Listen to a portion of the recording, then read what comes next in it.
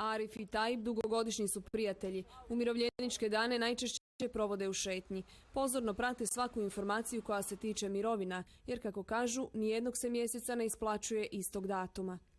Pa recimo, jučer sam pročitao u novinama da penzionerima već je počeo nedostatak 13 milijuna za svaki mjesec. Šta će biti u buduće, ne znam. Bojim se da ne ostanemo skroz bez penzija.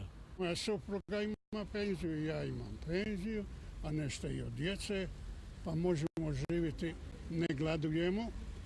Ne trošim na ono što ne treba, pa mi sve dotekne, ali jako sam žalosna kad znam i prebiru, traže komadiće kruha i tako. U Savezu udruga umirovljenika Federacije strahuju da bi, ukoliko budu nastavljeni problemi s uplatom doprinosa, uskoro svi mogli biti na razini minimalne mirovine, koju već sad prima više od 50% umirovljenika. Smanjenje mirovina kao krajnju mogućnost ne isključuju ni u Federalnom zavodu za mirovinsko osiguranje, no ne očekuju da će do toga doći.